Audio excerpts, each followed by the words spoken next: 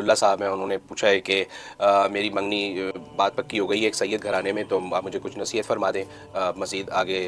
اپنی marital life کے سلسلے میں اور میری جاب وغیرہ کے سلسلے میں، روزگار کے لیے بھی میرے لیے کوئی وظیفہ بتا دیں۔ ماشاءاللہ سب سے پہلے بہت مبارک کی ماشاءاللہ آپ کی نسبت طے ہو گئی ہے اور سید گھرانے میں طے ہوئی ہے، تو اور زیادہ قابل مبارکباد بات ہے۔ اس لیے آپ اس کو پائے تکمیل تک کی خیریت سے پہنچ جائے، اس کے لیے آپ نوٹ کر لیں سورہ کہف کی آیت نمبر 10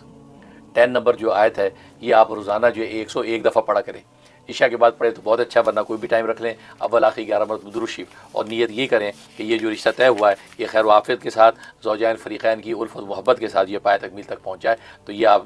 مکمل ہونے تک، یعنی مطلب نکاح رخصتی ہونے تک جو آپ اس وظیفے کو جاری رکھیں، انشاءاللہ کسی قسم کی رکاوٹ نہیں آئے گی اور کوئی جو ہے نظر بد اور کوئی حاسد حسد سے نقصان پہنچائے گا نہیں، یہ ہے۔ اور اس کے علاوہ باقی یہ ہے کہ نصیحت یہی ہے کہ یہ رشتہ ایسا ہے، اس میں دونوں ایک دوسرے کو عزت و محبت دیں۔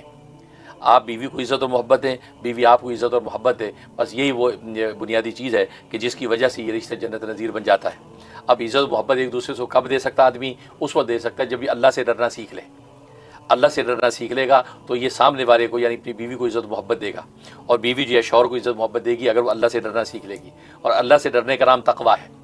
لہذا تقویٰ اختیار کریں۔ یعنی یہ سوچیں کہ میرے قول کو سننے والا سن رہا ہے، میری نگاہوں پر کسی کی نگاہ کا پیرا ہے، میری سوچوں پر کسی کی نگاہوں کی نظر ہے، کیونکہ وہ اللہ تبارک و تعالیٰ کی ذات ہے جو سمیع بصیر ہے، وہ ہر طرح مجھے جان رہی ہے، دیکھ رہی ہے۔ تو بیوی گھر کی چار دیواری میں بھی صبر کرے، کوئی مجھے یہاں نہیں دیکھ رہا، میں اکیلی نہیں ہوں، بلکہ اللہ کا پیرا مجھ پر ہے اور کرامن کاتبین میرے کندھوں پر موجود ہیں۔ خلوت کے اندر وہ کسی قسم کی بے وفائی اور خیانت کا تصور نہ کرے، کیونکہ خدا کی جو نگرانی کا اس کے اوپر پیرا ہے۔ یہ خود شوہر جو گھر سے باہر جاتا ہے تو یہ بھی سوچ رہے کہ اللہ تبارک و تعالیٰ مجھ پہ پیرا ہے، یا گھر کی چار دیواری میں بیوی پر کسی قسم کا کوئی ظلم اور کوئی دل آزاری نہ ہو، کیونکہ اللہ تبارک و تعالیٰ دیکھ رہا ہے۔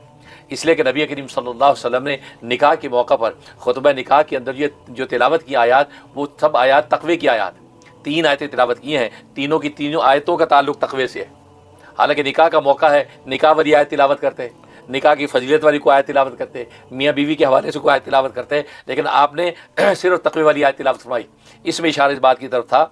یہ جو خوشی آج مل رہی ہے نکاح کی، اس کو اگر لانگ ٹرم رکھنا چاہتے ہیں اور دنیا میں جنت کی سی زندگی گزارنا چاہتے ہیں میاں بیوی، تو ان کو چاہیے کہ تقوی اختیار کریں، یعنی اللہ سے ڈرنا سیکھ لیں۔ جب اللہ سے ڈرنا سیکھ لیں گے تو پھر ایک دوسرے کو جو محبت و عزت دیں گے تو اللہ کا بھی حق ادا کریں گے، اور اللہ کی جو مخلوق ہے اس کا بھی حق ادا کریں گے، اور اس کے اندر کسی قسم کی کوئی کوتاہی نہیں کریں گے۔ بس تو یہ وہ نصیحت آپ کو اس انداز سے یہ آپ لے کے چلیں گے تو انشاءاللہ یہ رشتہ جو آپ کے لیے جنت نظیر ہوگا، اور ظاہری بات یہ آپ دولتوں میں انشاءاللہ آپ کو اللہ تعالیٰ آگے سے آگے بڑھائیں گے، اور باقی آپ کو خوشحالی ہو، مال و دولت میں اضافہ ہو، اس کے لیے نوٹ کر لیں سورۃ علم نشرہ، سورۃ علم نشرہ عشاء کے بعد 17 ٹائم، یعنی 17 دفعہ پڑھ لیا کریں، اول آخر 3 مرتبہ درود ابراہیمی، انشاءاللہ آپ کو مالی خوشحالی بھی ہوگی اور رشتہ آپ کے لیے مبارک ثابت ہوگا۔ آمین ثم آمین۔